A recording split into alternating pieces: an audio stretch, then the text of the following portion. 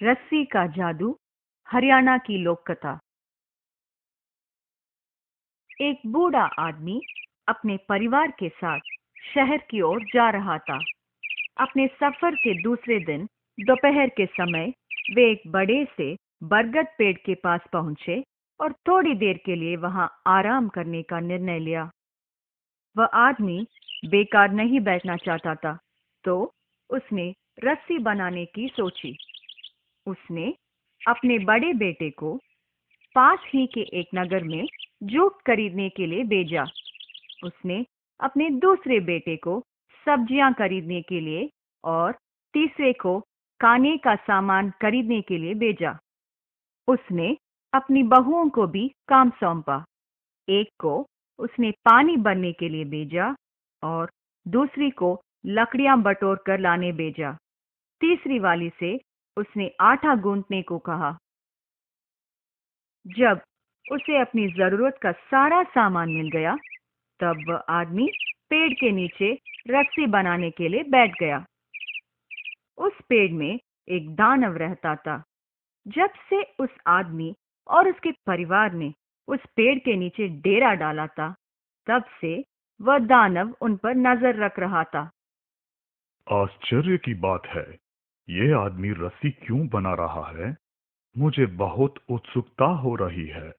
मैं स्वयं ही उस आदमी से पता लगाता हूँ।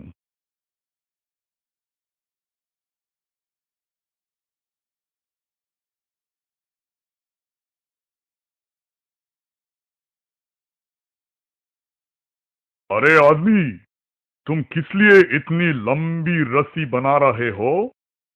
उस आदमी ने अपने डर को छिपाए रखा और अपना काम करता रहा।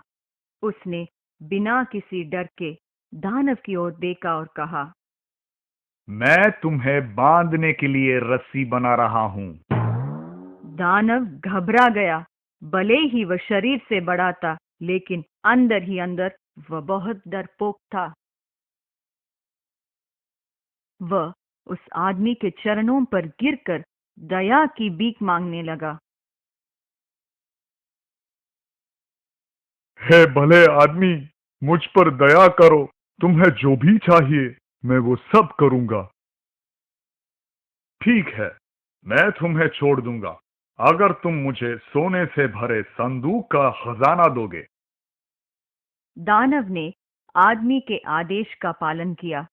वह बूढ़ा आदमी खुशी से फूला नहीं समाया। अपने सफर से वह एक अमीर आदमी बनकर अपने गांव लौटा।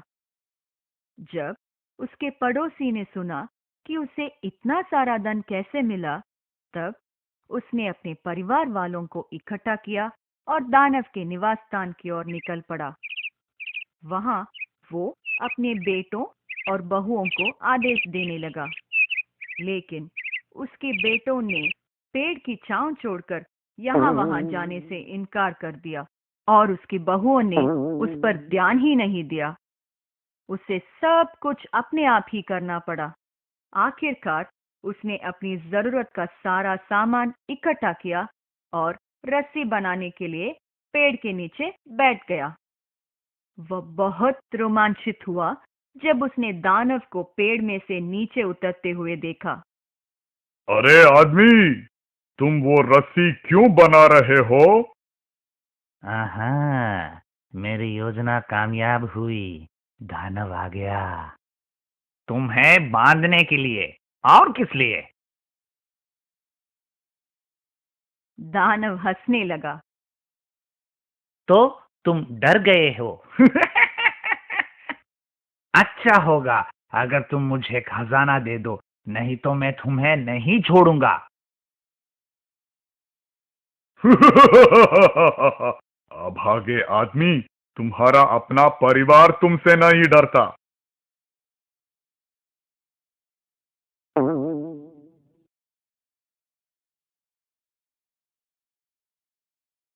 तो मैं क्यों भला तुमसे डरूं? किसी और को बांधने से पहले अपने बेटों और बहुओं को बांधो।